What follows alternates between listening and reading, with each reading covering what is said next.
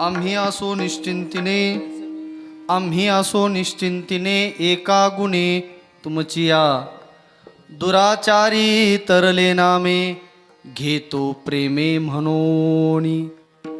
नाही तुम्हा धाव घेता, नाही तुम्हा धाव घेता, कृपावंता आळस दुराचारी तरले नामे, घेतो प्रेमे म्हणून. तुका म्हणे विसरू काई, तुका म्हणे विसरू काई, तुझवो आई विठ्ठले, दुराचारी तरले नामे, घेतो प्रेमे म्हणून. विठ्ठल विठ्ठल विठ्ठल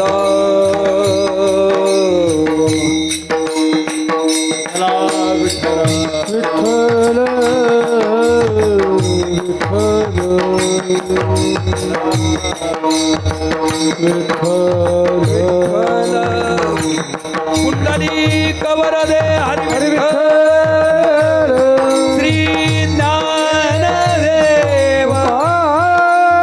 पंढरीनाथ भगवान की जय. श्री संत वामन भाऊ महाराज की, श्री संत भगवान महाराज, स्वामी निगमानंद महाराज, बोलो रे भाई सब संत की जय.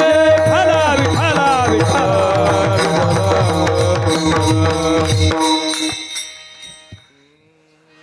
एकात्मता भाव जाणूनी एका, एकादशाची करी शुद्ध टीका. जनार्दनाचे प्रिय पात्र पाही, त्या एकनाथा स्मरतो सदाही. जयांचे केलिया स्मरण, होय सकळ विद्यांचे अधिकरण. तेची वंदू श्रीचरण श्री गुरूंचे, ते नमस्कारोनी आता. मस्तक हे पायावरी, या वारकरी संतांच्या सेवे लागी सेवक झालो. तुमच्या लागलो निज चरणा, अहो स्वामी तुकया देवा. यावरी न करावा अव्वेर. आम्ही असो निश्चिंतीने, आम्ही असो निश्चिंतीने, एका गुणे तुमची या दुराचारी तरले नामे, घेतो प्रेमे म्हणून. अगाध कृपा वात्सल्यमूर्ती,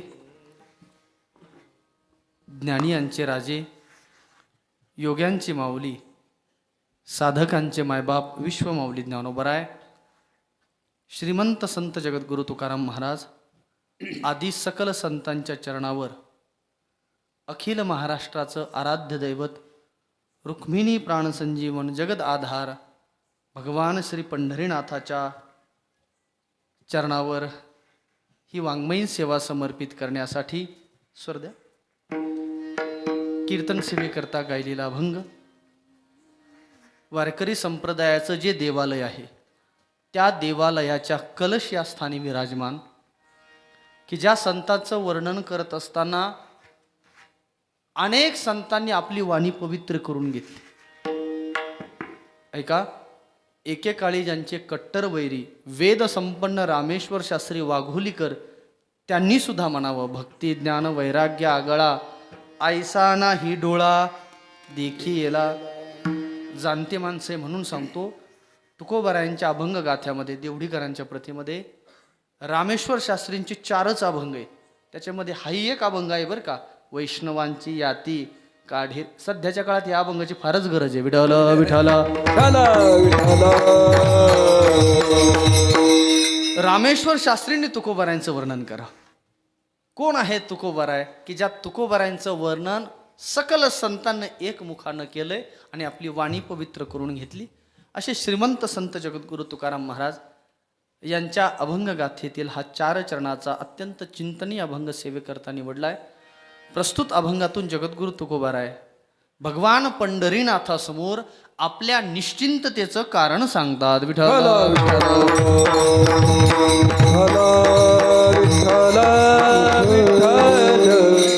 गायलेल्या अभंगाची अर्थपूजा बांधण्याआधी ज्या निमित्तानं आपण मोठ्या सद्भावानं एकत्र एकवटलोय, त्या कार्याच्या संबंधानं अल्प 6 परिहार देतो. येथे नाही खोटा चालत परिहार, जानसी अंतर पांडुरंग किंवा शुद्ध भावा न लगे सुचवावा परिहार उमटे साचार अनेके ठाया या तुकोबरायांच्या उक्तीप्रमाणे आपल्या या पवित्र पावन संतांनी वसलेलं हे गाव आहे.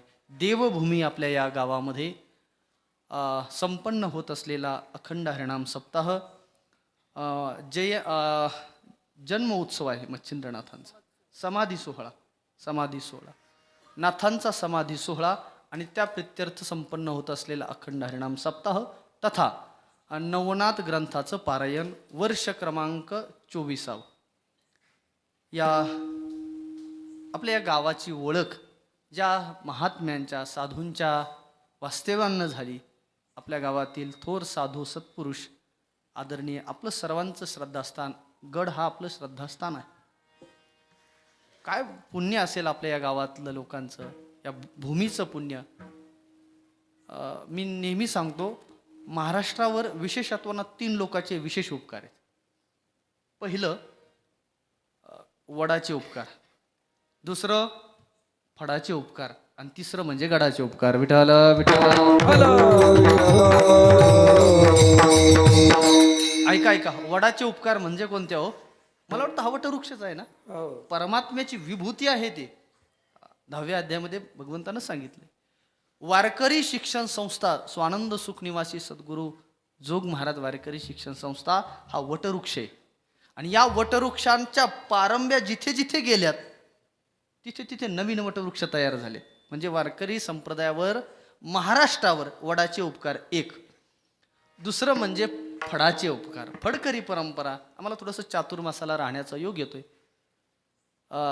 फार मोठाले ज्यांचं नाव घेतलं तरी आपली वाणी पवित्र होते. महाराज वास्करांचा फड असेल, आजरेकरांचा असेल, नामदासांचा असेल, टेंभुकरांचा फड असेल.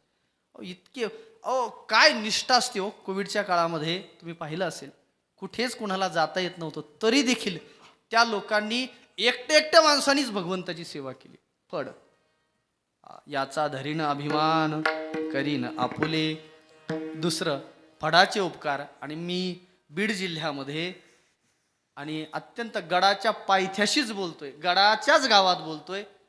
बीड जिल्ह्यामध्ये महाराष्ट्रामध्ये गडाचे फार उपकार आहेत. सबंध भाविक आहेत ना यांना एकवटायचं एकत्र आणण्याचं काम हे गड करत असतात.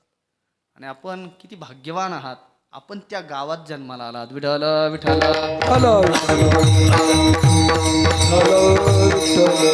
या गडावर मला यापूर्वीही येण्याचा एकदा योग आला होता. 8-10 वर्ष झाले असतील कदाचित. एकदा इकडनंच चाललो होतो. पूजनीय श्रद्धेय मोठे महाराज होते. महाराजांच्या दर्शनाचा योग प्राप्त झाला. आज माझ्यासोबत मगाशी महाराजांचं मला दर्शन प्राप्त झालं. आदरणीय सर्वांचं श्रद्धास्थान. मोठ्या माणसाच्या नावाला लहानानं स्पर्श करू नये म्हणून मी महाराजांचं अत्यंत अंतःकरणपूर्वक वंदन करतो. आपण सर्व भाविक मंडळी. सप्ताहाचा जवळजवळ 5वा दिवस आहे. आज मी कीर्तन सेवेकरता जो उभा राहिलो आहे येण्याचं कारण काय आहे? या गावातील देवकर कुटुंबातील एक कन्या आदरणीय प्रकाशराव देवकर यांची कन्या आव्हाण्याला दिली. आणि मग ती जिथे दिली ते आता आम्ही आश्रमधारी लोक त्यांचे त्या ताईचे मालक म्हणजे आमच्या आश्रमाचे सदस्यच आहेत, सेवेकरी आहेत, आदरणीय माऊली घनवट. आणि मग त्यांचे असणारे चिरंजीव महेशराव हे तिथे येतात. आश्रमाशी येणं जाणं. कारण तुकोबाराय असं सांगतात जसं व्यवहारामध्ये प्रेम हवं आहे तसं अध्यात्मामध्ये सुद्धा प्रेमाशिवाय व्यवहारच होत नाही. विठ्ठल विठ्ठल.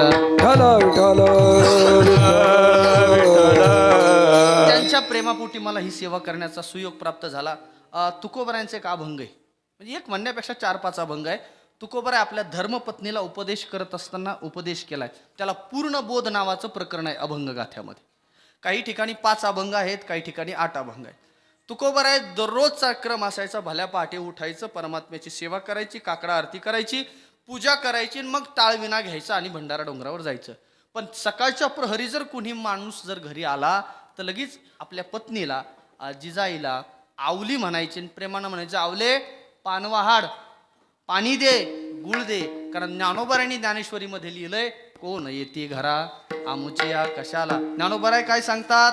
विनमुख गेली या अतिथी नेई सुकृताची संपत्ती. किती कमावणारी एकटीच होती ना. आमचे तुकोबाराय काहीच लक्ष देत नव्हते संसारामध्ये.